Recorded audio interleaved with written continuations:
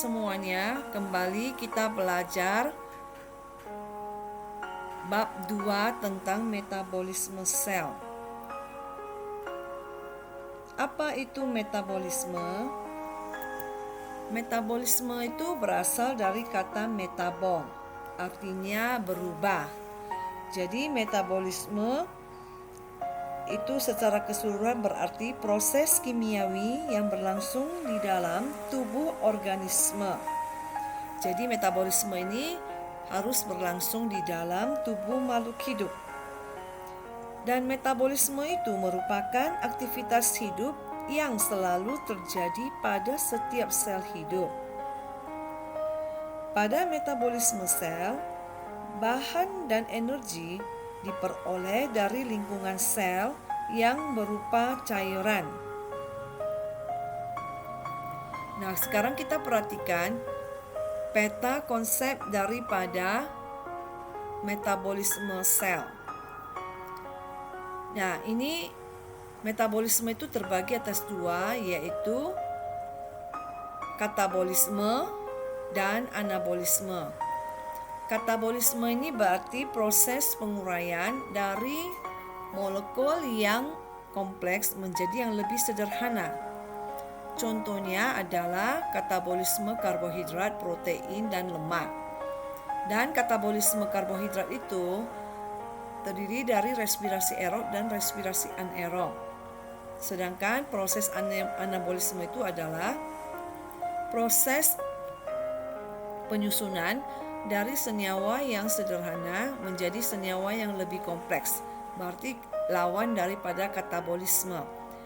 Contoh daripada anabolisme adalah fotosintesis dan kemosintesis. Fotosintesis ini nanti kita akan pelajari tentang fotosistem dan tahapan reaksi daripada fotosintesis, reaksi terang maupun gelap, serta percobaan tentang fotosintesis. Nah, metabolisme itu sendiri dalam prosesnya, karena reaksinya itu merupakan proses kimiawi, maka dia memerlukan enzim. Nah, apa itu enzim? Enzim itu berasal dari kata in dan zim, yang berarti di dalam sesuatu di dalam ragi. Nah, enzim ini merupakan biokatalisator, yang artinya dapat mempercepat reaksi-reaksi biologi tanpa mengalami perubahan struktur kimia. Dan menurut Kuhne, seorang ahli kimia yang banyak melakukan penyelidikan tentang fermentasi, makanya enzim ini diteliti oleh ilmuwan yang bernama Kuhne. Nanti kita akan pelajari enzim, bagaimana sifat-sifat enzim, komponen penyusun enzim, klasifikasi enzim, cara kerja enzim, inhibitor enzim, dan faktor kerja daripada enzim.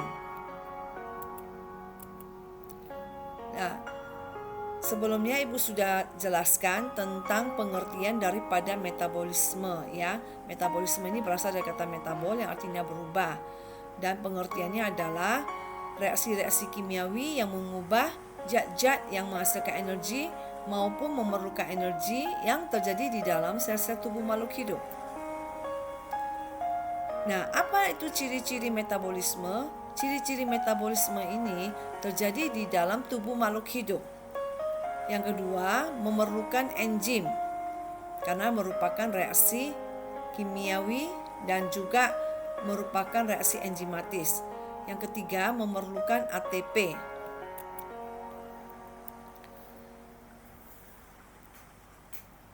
Nah, pengertian daripada enzim yang berasal dari bahasa Yunani yaitu en dan gym. En dalam gym ragi. Enzim merupakan senyawa protein yang diproduksi oleh sel-sel makhluk hidup yang berfungsi sebagai katalisator atau biokatalisator, yang artinya dapat mempercepat reaksi tanpa zat itu ikut bereaksi.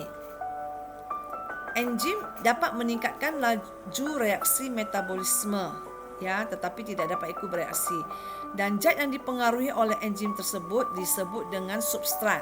Sedangkan hasil daripada reaksi enzim itu disebut dengan produk. Bagaimana cara penamaan enzim? Dan umumnya, penamaan enzim itu akan diberikan akhiran ase pada nama substrat atau reaksi yang dikatalis. Contohnya, amilase merupakan enzim untuk menguraikan amilum menjadi maltosa.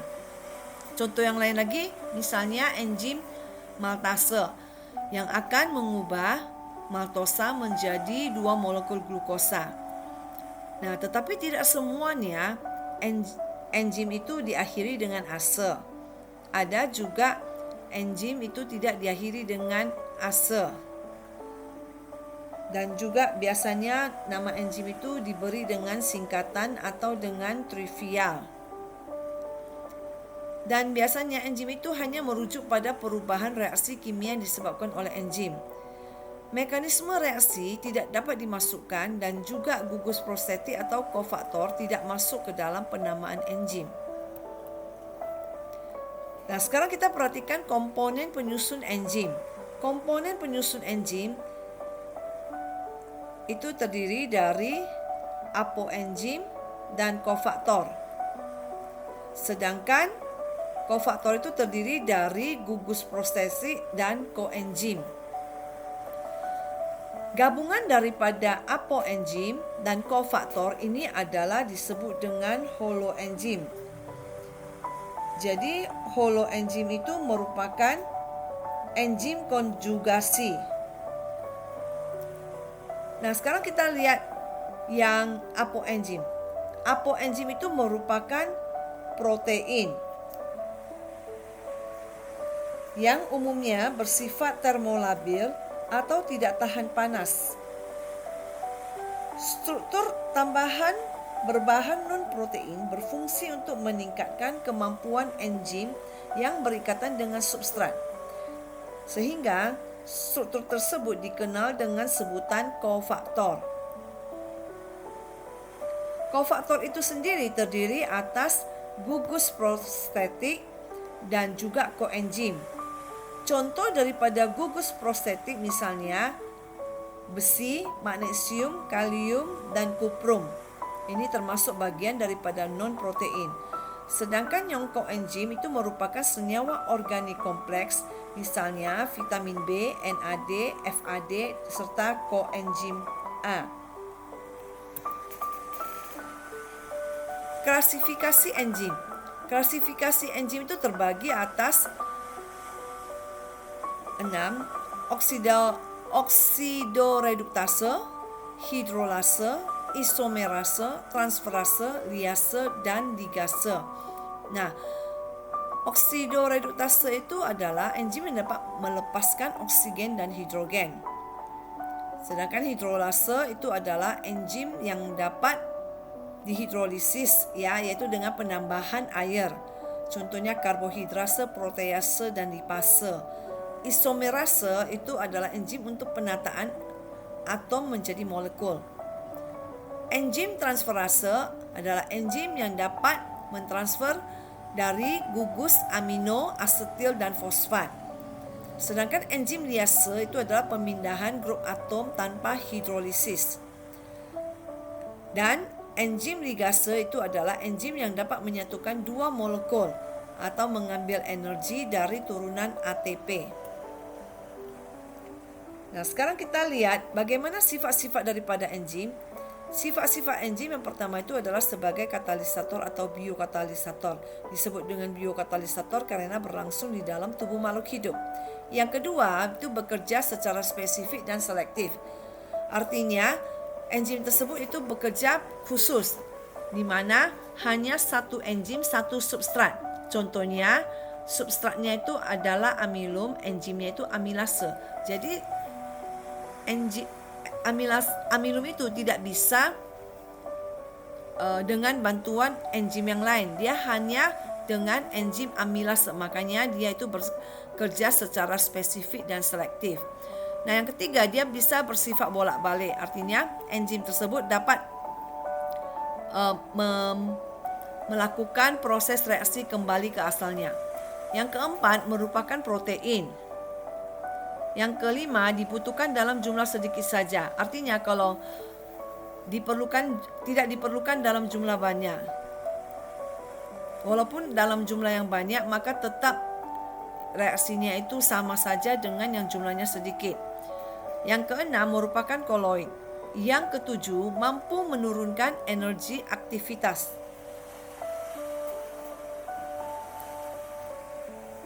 Cara kerja enzim. Kerja enzim itu ada dua cara. Yang pertama itu adalah key and lock, teori gembok dan kunci, di mana enzim itu dimisalkan sebagai gembok karena memiliki sebuah bagian kecil yang dapat berikatan dengan substrat. Bagian tersebut disebut dengan sisi aktif. Substrat dimisalkan sebagai kunci karena dapat berikatan secara pas dengan sisi aktif enzim atau gembok. Nah, ini adalah bagian sisi aktif enzimnya. Ini adalah substrat. Jadi ini bagian sisi aktif enzim dengan substrat ini harus pas, seperti puzzle gitu ya.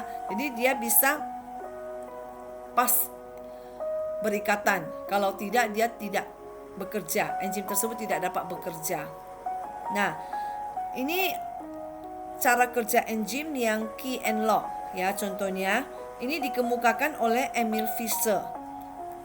Nah, sesudah itu ini adalah hasil dari produknya. Sesudah substrat berikatan dengan enzim, ini adalah hasil produknya. Yang kedua itu adalah kecocokan yang terinduksi atau induced fit yang dikemukakan oleh Daniel Kosland. Jadi pada sistem kerja induced fit ini, penempelan substrat pada sisi aktif enzim akan menginduksi perubahan bentuk sisi aktif enzim menjadi sesuai dengan bentuk substratnya.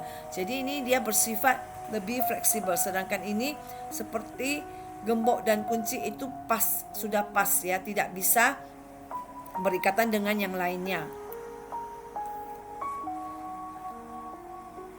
Sekarang kita lanjutkan bagaimana faktor-faktor yang mempengaruhi kerja enzim.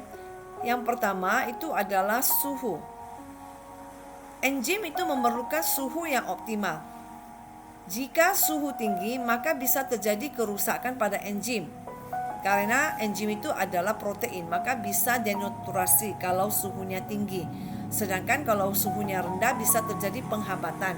Jadi suhu enzim itu harus pada keadaan yang optimal, di mana suhu optimum itu sekitar 30 sampai 40 derajat Celcius.